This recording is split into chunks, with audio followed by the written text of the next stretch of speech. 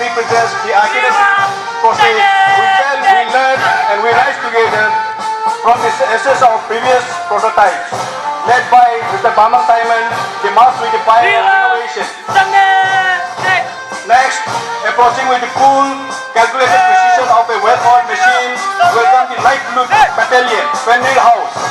Named after the formidable war from Norse Lord, they represent unbound power.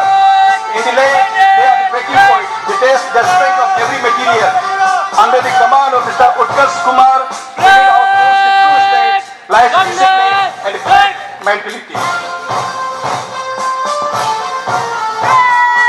Finally, clad in the color of steel and concrete, here comes the stoic and steady grey Sphinx House. The Sphinx is guardian of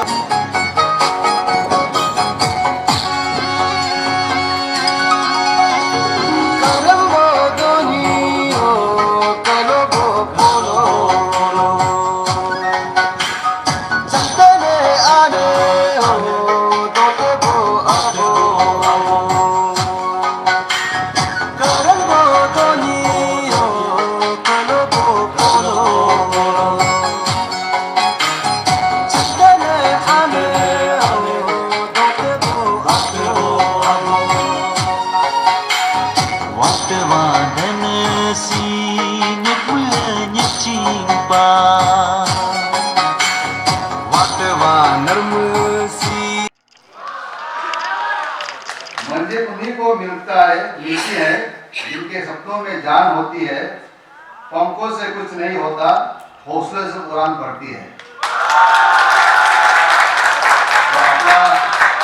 तो अपना हौसला बुलंद रखना, तो आपको उड़ने से कोई नहीं रोक सकता है। Thank you very much. He was just for a few months, but we have given the name of that huge and most, premium institution of the state. We have given the name Commonwealth Hospital. We are sharing our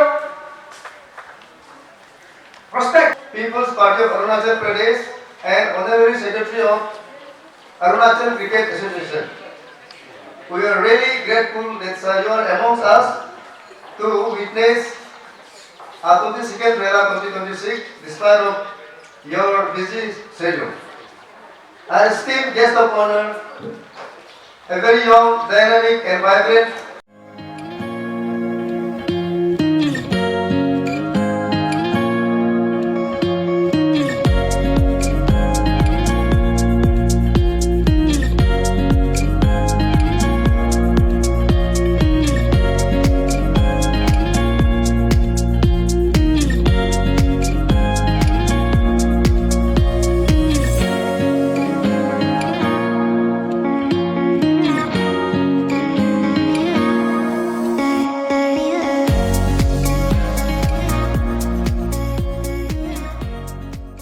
education minister से बात करके upgradation के लिए करेंगे, तो आप assure कर सकते हैं आप कितने मंथ्स में या तो विदिन कौन सा टाइमलाइन तक आप जो ये अपग्रेडेशन के लिए?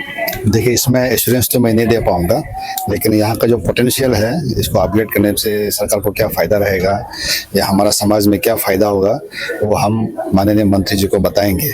क्योंकि जैसे मैंने बताया, ऑलरेडी 2 इंजीनियरिंग कॉलेज अभी तक टेक ऑफ नहीं हुआ, कंस्ट्रक्शन स्टेज में चल रहा है। तो अगर थर्ड ऑप्शन अगर इस पॉलिटेक्निक को डिग्री लेवल पे ले जाने से फ़ायदा ज़्यादा होगा, वो हम अप्लाई करेंगे, और एश्योरेंस तो सरकार ही दे पाएगा।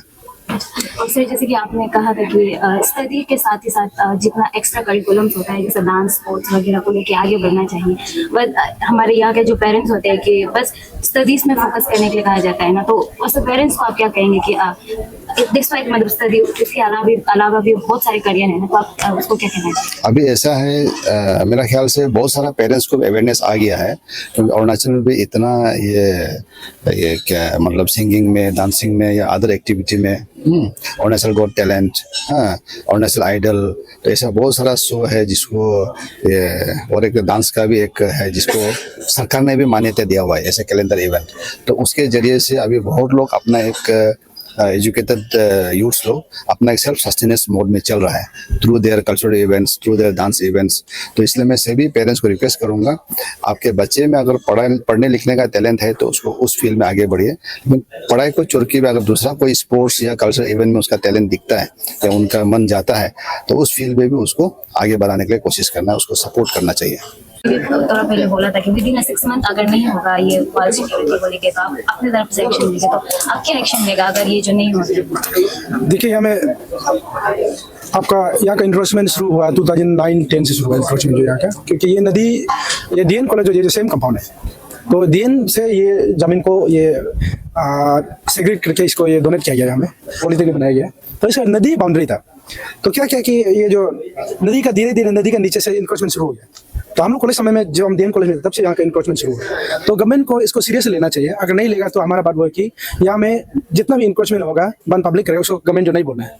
अगर 6 मंथ अगर इसको पर्टिकुलर कोई भी हेड से अगर फंड अच्छा से नहीं देता है या फिर फुल कंपाउंड वाला अगर नहीं भी दे पाता है तो जहाँ जहाँ में इंक्रोचमेंट हो रहा है वहाँ से जहाँ जहाँ में ट्रेस पासिंग हो रहा है वहाँ में करना है। अगर नहीं करता है तो हम बंद कॉल करेगा, वो ये। सर जैसे कि आपका स्टेटमेंट कल वायरल हो रहा था, उसमें आप एज को लेके जो आप सिलेक्शन है उसमें भी कह रहे थे ना, तो एग्जैक्टली आपको क्या लगता है कि कितने से लेके कितने तक एज के लोग जो है पार्टिसिपेट करना चाहिए? और अगर जैसे कि कोई यंगस्टर आता है आंसू लीडर या आपसी लीडर वगैरह में, तो लगता है कि आप लोग जो वो जो सही ढंग से कर पाएंगे? नहीं, अगर मेरा स्टेटमेंट से अगर ये जो बनता है बोलने से, तो हम तो क्लियर बोलेगा कि 40 से ज़्यादा नहीं होना है। 40 हम, क्योंकि हम लोग का ट्रैवल आदमी जो 40 के बाद तो बहुत ये हो जाता है, मतलब बहुत फैमिली वाला हो जाता है। बच्चा भी हम लोग 20-21 ईयर्स में हम लोग शादी होता है, अगर 40 थे उनसे बच्चा जो कॉलेज पहुंच चुका होता है, तो इसमें खुद का बच्चा ही अगर इस कॉलेज हो गया, खुद का बच्चा कैंडिडेट बनने लायक होगा, किसी कैंडिडेट बनेगा, वो हम बोलना चाहते हैं।